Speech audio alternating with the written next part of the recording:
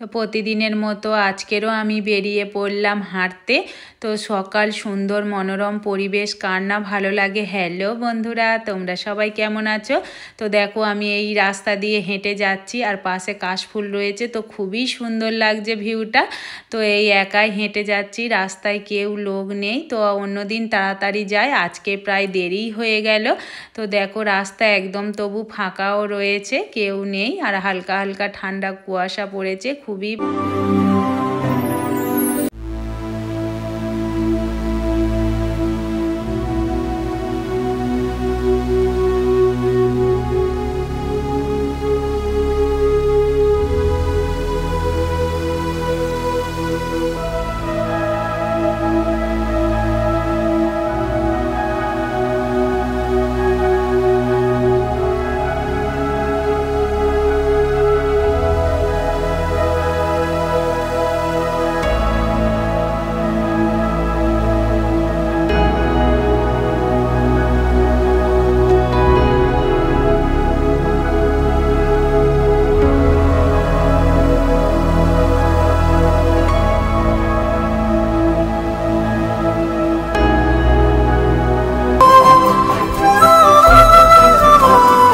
তো চারিদিকে ধানের ক্ষেতও রয়েছে। তো আমি হেঁটেই বাড়ি ফিরে চলে এলাম। এসে প্রতিনিয়ত আমি পাখির খাবার দিয়ে থাকি, আমি আর আমার ছেলে।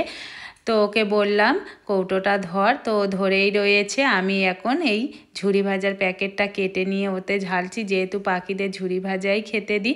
তো এই দেখো ছোট ছোট ঝুরি ভাজা ওদের খেতে দিয়ে দিচ্ছি আমি আর আমার ছেলে। তো ঝুরি ভাজা যেহেতু সরু সরু ছোট ছোট, ওদের খেতেই সুবিধা হবে, তো ওই জন্যেই এই দুজনা মিলেই দিয়ে দিলাম। তো দেখো কত পাখি চলে আসবে এরপরে। তো আমি অন্য দিন অন্য জায়গায় জানালার ধারে খেতে দিই, তো আজকের ভাবলাম বন্ধুদের সঙ্গে একটু ভালোভাবে শেয়ার করব বলে তো এই মানে বাগানে দিয়ে দিচ্ছি। তো দেখো কত পাখি ইতিমধ্যেই চলে এসেছে। তো দেখো এর মধ্যে মানে আমরা আছি বলে ভয় পাচ্ছে, আমরা একটু পাশেই সরে গেলাম। তো দেখো কত পাখি চলে এসেছে। তো শালিক পাখি রয়েছে এর মধ্যে, ছাদরা পাখি রয়েছে, তো আরও অনেক রকমের পাখি রয়েছে। দেখো তোমরা ভিউটা খুবই সুন্দর লাগছে সত্যি। পাখিরা মানে এখানে খেতে দিই বলে ওরাও জেনে যায় যে এখানে আমরা গেলে খাবার সঞ্চয় করতেই পারবো। তো প্রতিদিন ওরা এখানেই নিয়মিত চলে এসে কিচিরমিচির করে। তো খুবই ভালো লাগে সত্যি পাখির খেতে দিতে। কত রকম পাখি চলে, তো রীতিমতো পাখির খেতে দেওয়া আমাদের কমপ্লিট হয়ে গেল। তারপরে আমি এই গাছ থেকে ফুল তুলে নিলাম, নিয়ে এবার এই বাড়ি চলে যাচ্ছি। তো দেখো আমার মানে ঝুড়িতে অনেকগুলোই ফুল রয়েছে। তো রীতিমতো তারপরে আমি আবার একটু বাজারেও চলে গেলাম, যেহেতু একটু ফুল নেব বলে ঠাকুরের জন্য। তো রীতিমতোই গিয়ে ওখান থেকে আমি মালা নিয়ে নিলাম, কটা ঠাকুরের মালা আর ওই গাঁদা ফুলের মালা নিয়ে নিলাম।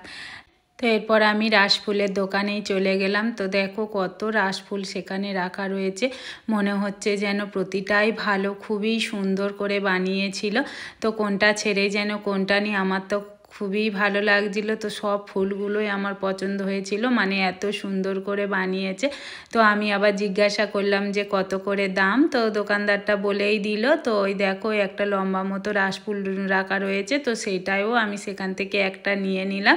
তো খুবই সুন্দর লাগছিল ফুলগুলো যেহেতু, তো বলছিলাম যে একই কালার নিয়ে কি করব। তো তার মধ্যেই আমি এখান থেকে একটা সাদাও রাসফুল নিয়ে নিলাম। তো এত সুন্দর লাগছিল সাদা রাসফুলটা, খুবই ভালো লাগছিল। তো এখান থেকেই আমি চলে গিয়ে একটি সবজি দোকানে চলে গেলাম। তো ওখান থেকে সবজি একটু নিয়ে নিলাম, ফুলকপি, পটল, শসা, গাজর, তো সবই কিছু নিয়ে নিলাম। তো ওখানে দেখো ফুলকপিটায় এত পাতা রয়েছে, একদম পাতায় ভর্তি হয়ে গেছে ফুলকপিটা। তো আমি দেখিয়ে দিলাম ফুলকপিটার সাইজটা। তো সেখান থেকে বাড়ি ফিরে এসে আমি এবার রান্না বসাবো, সবজি কেটে নিচ্ছি। তো আলু কেটে নিলাম, আলুটাকে আমি এই ছোট ছোট করে পিস করে কেটে নিলাম। তো অনেকগুলোই টুকরো হয়ে গেছে। তো এরপরেই আমি ফুলকপি কেটে নেব। তো ফুলকপিটা ঘুরিয়ে ঘুরিয়ে দেখছিলাম ওর মধ্যে পোকা রয়েছে কিনা, কেননা ফুলকপির ভেতরে তো পোকা থাকে।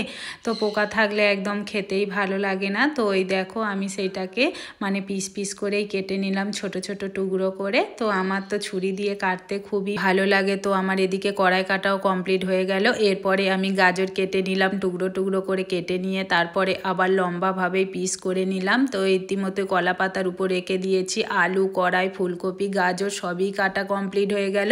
তো আমি এরপরে খিচুড়ি বসিয়ে দিলাম। যেহেতু রাস পূর্ণিমার আমার নিরামিষ রান্না হয়, আমি খিচুড়ি রান্না আমার কমপ্লিট হয়ে গেল। তারপরে আমি আমার চলে গেলাম বাগানে। তো একটা পার্সি নিয়ে, যেহেতু আমি কপি চারা বসাবো, তো এর আগেই আমি ছোট ছোট চারা এনে বসিয়েছিলাম, কিন্তু বৃষ্টির জন্য সেই চারাগুলো সব মরে গেছে। তো তার পরিবর্তে আবার নতুন চারা এনে এই বসিয়ে দিচ্ছি বন্ধুরা। তো দেখো ছোট ছোট চারা খুবই ভালো লাগছে। তো এদিকে আমার আবার মূলো শাকও বেরিয়ে গিয়েছে। তো বন্ধুরা আমার এইখানে কপি চারা বসানো কমপ্লিট হয়ে গেল।